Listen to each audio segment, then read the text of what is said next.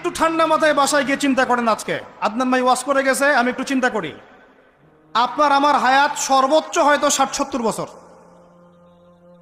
আরো হয়তো আল্লাহ বাড়াই দিলে 100 বছর, এর বেশি গড়াইও আমাদের নাই, আছে?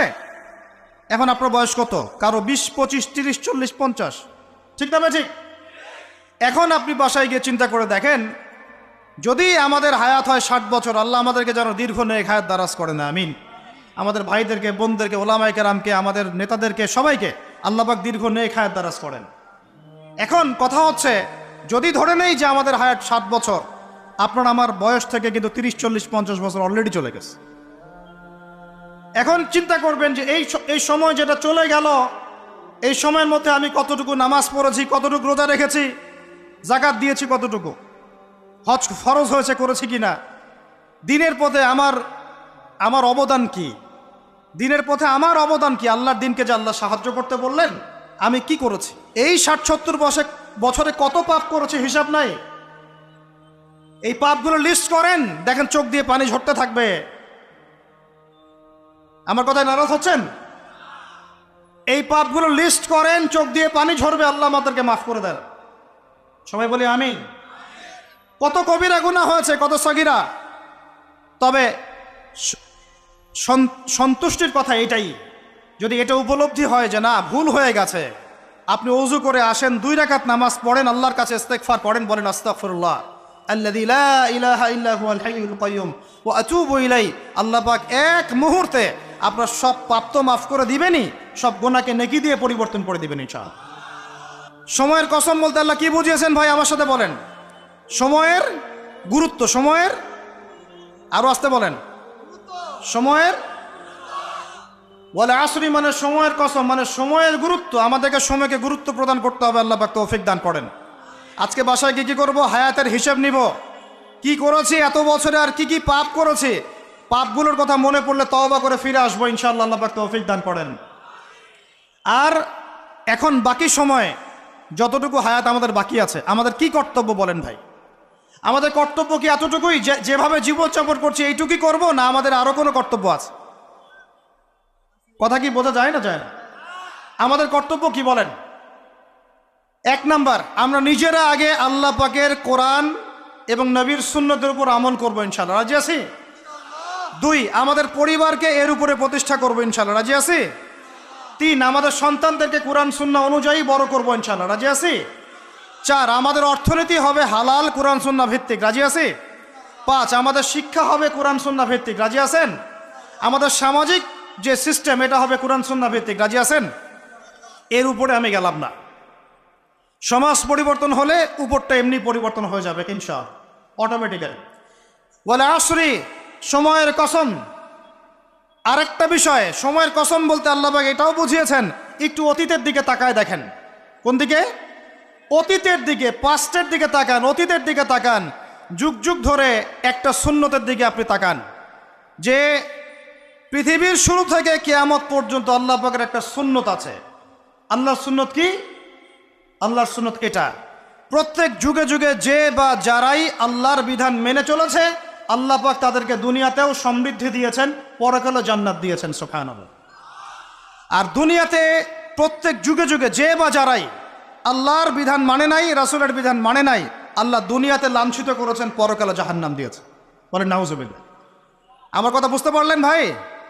আরো একবার রিপিট করছি, আল্লাহর সুন্নত কি? আল্লাহর সুন্নত হচ্ছে প্রত্যেক যুগে যুগে যে বা যারাই আল্লাহ এবং তার রাসূলের বিধান মেনে চলেছে, আল্লাহ দুনিয়াতেও সুখী করেছেন, পরকালেও জান্নাত দিয়েছে। প্রত্যেক যুগে যুগে যে বা যারাই দুনিয়াতে আল্লাহ এবং তার রাসূলের বিধান মেনে চলে নাই, দুনিয়াতেও লাঞ্ছনা, পরকালেও বলেন লাঞ্ছনা। এখন একটা এক্সাম্পল দেই, নূহ আলাইহিস সালামের যুগ দেখেন, যারা আল্লাহর বিধান মেনেছে আল্লাহ নাজাত দিয়েছেন, মানে নাই ডুবিয়ে মেরেছেন, ঠিক আছে কথা? মূসার যুগ দেখেন আলাইহিস সালাম, আল্লাহর বিধান মেনেছে, বনু ইসরাইলকে নাজাত দিয়েছেন, মানে নাই ফেরাউনকে ডুবায় মেরেছেন। দেখেন আপনি শুআয়বের কওমকে দেখেন, শুআয়ব আলাইহিস সালামের কওম, কওমে মাদিয়ান, আল্লাহর বিধান মেনেছে, যারা আল্লাহ পাক নাজাত দিয়েছেন, মানে নাই ভূমিকম্প দিয়ে ধ্বংস করেছে। কওমে লূত, কিছু মানুষ বিধান মেনেছে, আল্লাহ নাজাত দিয়েছেন, মানে নাই, আল্লাহ রব্বুল আলামিন লূত আলাইহিস সালামের কওমকে একদম আসমানে উঠিয়ে পাথর নিক্ষেপ করে থেতলা করে আবার উল্টা দিকে দাফন করে দিয়েছেন। নাউজুবিল্লাহ। এদের পাপ ছিল, এটা সমকামী ছিল, সমকামী, যে সমকামিতা এখন ছড়িয়ে পড়ছে আপনাদের মধ্যে। নাউজুবিল্লাহ। আল্লাহ পাক আমাদেরকে হেফাজত করেন। একইভাবে নবী সাল্লাল্লাহু আলাইহি ওয়াসাল্লামের যুগ তাকান, এই যে আবু জেহেল, আবু লাহাব, উতবা, শাইবা, রাবিআ, এরা আল্লাহর বিধান মানে নাই, আল্লাহ ধ্বংস করেছেন। আবু বকর, ওমর, ওসমান, আলী রাদিয়াল্লাহু আনহু আজমাইন, তারা মেনেছেন, আল্লাহ দুনিয়াতে সমৃদ্ধি দিয়েছেন, পরকালে জান্নাত। বুঝাতে পারলাম কি ভাই? বলে আসরি মানে কি বুঝাতে পারলাম? আল্লাহ পাক এই সময়ের কসম করে বলছেন, হে মানুষ শোনো, ইন্নাল ইনসানা লাফি খুসর, সমস্ত মানুষই ক্ষতির মধ্যে আছে। বলেন নাউজুবিল্লাহ। এখানে আল্লাহ পাক একদম আমভাবে সবাইকে বলছেন, সবাই ক্ষতির মধ্যে আছে। মানুষের ক্ষতি কয় প্রকার? আমার সাথে বলেন, মানুষের ক্ষতি দুই প্রকার। কয় প্রকার? মানুষের ক্ষতি কয় প্রকার? এক, ইহকালীন ক্ষতি, দুই, পরকালীন ক্ষতি। এক, ইহকালীন ক্ষতি, দুই, পরকালীন ক্ষতি। ইহকালীন ক্ষতি কি? ইহকালীন ক্ষতি হচ্ছে সূরাতুল রুমের এই আয়াতটা। আল্লাহ পাক বলছেন, বা'দা আউযু বিল্লাহি মিনাশ শাইতানির রাজিম, যাহারাল ফাসাদু ফিল বাররি ওয়াল বাহরি বিমা কাসাবাত আইদিন নাস। আল্লাহ পাক বলছেন, জলে মানে পানিতে, এবং স্থলে মানে এই যে জমিনে, জলে এবং স্থলে যত বিপর্যয়, অরাজকতা, এই যে আপনারা দেখছেন ফাসাদ, ফিতনা যে ছড়িয়ে পড়ছে, এগুলো মানুষের হাতের কামাই, মানুষের হাতের কামাই। বনভূমি উজাড় করেছে কে? জিন না মানুষ? বলেন। এই পরিবেশ নষ্ট করেছে কে? জিন না মানুষ? বলেন। খাবারে ভেজাল দিয়েছে কে? জিন না মানুষ? অর্থনীতির মধ্যে সুদকে ঢুকিয়েছে, জিন না মানুষ? এই বেপরদামি, জেনা, মাদক কে ছড়িয়েছে? জিন না মানুষ? নামাজ কালাম ছেড়ে দিয়ে পাবজি, ফ্রি ফায়ার নিয়ে কে পড়ে আছে? জিন না মানুষ? বলেন, জিন না মানুষ? আল্লাহর বিধান বাদ দিয়ে শয়তানের বিধান চালু করেছে কে? জিন না মানুষ? যাহারাল ফাসাদু ফিল বাররি ওয়াল বাহরি বিমা কাসাবাত আইদিন নাস। জলে স্থলে যত বিপর্যয়, অরাজকতা, সমস্যা, এগুলো মানুষের হাতের কামাই। বলি নাউজুবিল্লাহ। আমরা যা করব তাই পাবো। আমরা যা করব তাই। মাদক খাচ্ছেন আপনি, আপনাকে ফলভোগ করতে হবে। সুদ খাচ্ছেন আপনি, আপনাকেই ফলভোগ করতে হবে। এই বেহায়ের মতো মেয়েরা চলছে, ওকেই দেখবেন ফলভোগ করতে হবে। মেয়ের সাথে হারাম সম্পর্ক করছেন, আপনাকে ফলভোগ করতে হবে। যে যে পাপ করবে তাকে তার ফল ভোগ করতেই হবে। আল্লাহ পাক আমাদেরকে হেফাজত করেন, মাফ করেন। আমি তাহলে মানুষের একটা ক্ষতি পেলাম, ইহকালীন ক্ষতি। কি ক্ষতি ভাই? আর দুই নাম্বার হচ্ছে পরকালীন ক্ষতি। পরকালীন ক্ষতি কেমন? এবার বোঝেন। এই যে আমরা নিশ্চিন্তে ঘুমাই, সারা জীবন 30, 40, 50 বছর নিশ্চিন্তে কাটাচ্ছি, কোনো ফিকির নাই, নিজের পরিবারের, সমাজের, রাষ্ট্রের, উম্মার কোনো ফিকির নাই, অথচ এই মানুষের সামনে অপেক্ষা করছে মৃত্যু। জি, আজকে থেকে 100 বছর পরে আমাদের মধ্যে কেউ থাকবে না পৃথিবীতে, এটাই সত্য। তারপরে আছে কবরের সওয়াল জবাব, তারপরে মিজান, এই ফুলসিরাত, পুনরুত্থান, জান্নাত, জাহান্নাম, এগুলো আমাদের সামনে অপেক্ষা করছে। আর সেই মানুষ নিশ্চিন্তে বসে বসে মেয়ের সাথে টাঙ্কি মারে। সেই মানুষ বাইক নিয়ে একটা মেয়েকে নিয়ে ঘুরছে। সেই মেয়ে একটা ছেলের সাথে চটপটি ফুচকা খায়। সেই লোক আল্লাহর বিধানকে সরাই দিয়ে শয়তানের বিধান চালু করা শুরু করল। সেই ব্যক্তি সুদ খাচ্ছে। সেই ব্যক্তি ট্রান্সজেন্ডার এই মতবাদ প্রমোট করতেছে।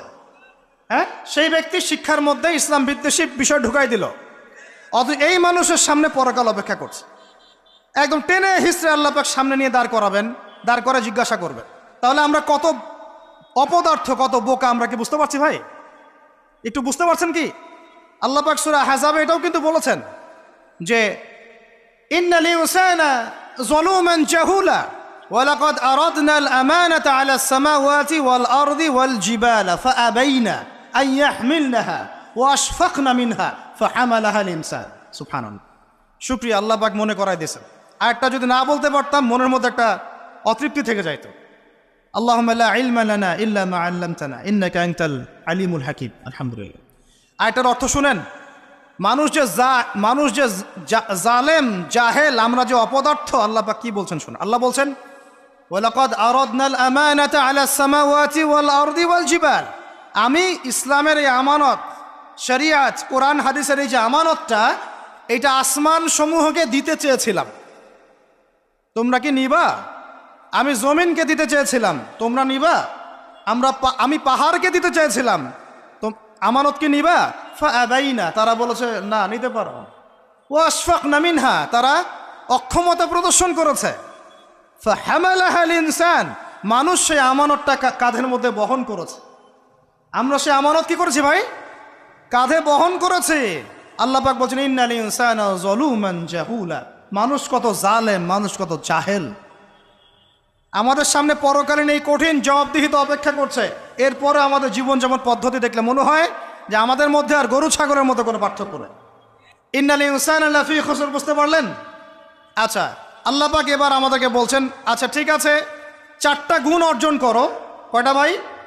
একটু বসেন, সবর করেন, আমরা অনেক লম্বা আলোচনা করব না, আমরা বুঝতে পারছি রাত অনেক গভীর হচ্ছে, আমরা সংক্ষিপ্ত করবো ইনশাল্লাহ। আমার সাথে বলেন কয়টা গুণ অর্জন করব? আল্লাহ পাক বলছেন এই 4টা গুণ যারা অর্জন করবে তারা ওই ক্ষতি থেকে বেঁচে থাকবে ইনশাআল্লাহ। সুবহানাল্লাহ। দুনিয়াতেও তারা সফল হবে, পরকালেও সফল হবে ইনশাআল্লাহ। আল্লাহ বলছেন ইল্লাল্লাযীনা আমানু, তারা নয় যারা এক ঈমান এনেছে, তারা ক্ষতির মধ্যে নাই, যারা ঈমান এনেছে। 2 ওয়া আমিলুস সলিহাত, সৎ আমল সম্পাদন করেছে। কি আমল? সৎ আমল। তারপরে ওয়া তাওয়াসাউ বিল হক, পরস্পরকে সত্যের উপদেশ দিয়েছে। কিসের উপদেশ? সত্যের। 4 ওয়া তাওয়াসাউ বিস সবর, এবং পরস্পরকে ধৈর্যের উপদেশ দিয়েছে। কয়টা বললাম বলেন তো ভাই? আমার সাথে বলেন। 1 নাম্বার কি? 4টা গুণাবলী অর্জন করলে ক্ষতি থেকে বাঁচতে পারবো, অন্যথায় কোনো সুযোগ নাই। যত বড় ফকি হন, আলেম হন, মুহাদ্দিস হন, মুফাসসির হন, পলিটিক্যাল নেতা হন, কোনো লাভ নাই, কিচ্ছু হবে না পরকালে, একদম নাজাতের রাস্তা বন্ধ যদি 4টা গুণাবলী অর্জন না করতে পারি। কয়টা ভাই? 1 নাম্বার ইল্লাল্লাযীনা আমানু, যারা ইমানদার হয়েছে। 1 নাম্বার কি? ইমানদার হয়েছে, পাক্কা ইমানদার হয়েছে। 2 নাম্বার ওয়া আমিলুস সলিহাত, সৎ আমল করেছে। কি আমল? ওয়া তাওয়াসাউ বিল হক, হকের দাওয়াত দিয়েছে। কিসের দাওয়াত? 4 নাম্বার ওয়া তাওয়াসাউ বিস সবর, ধৈর্যের দাওয়াত দিয়েছে, ধৈর্যের উপদেশ। কিসের উপদেশ? এটা কি শুধু একজন ব্যক্তির উপরে বর্তাবে না সবার উপর দায়িত্ব? এই সূরায় কি শুধু আলেমদেরকে উদ্দেশ্য করা হচ্ছে? শুধু মুফাসসিরদেরকে? শুধু মুহাদ্দিসদেরকে? শুধু বক্তাদেরকে? নাকি সবাইকে? এই সবাই মিলে যখন এই 4টা গুণাবলী অর্জন করবেন, দেখবেন ইনশাআল্লাহ দুনিয়াতেও বিজয় আমাদের, পরকালে আমাদের ইনশাআল্লাহ।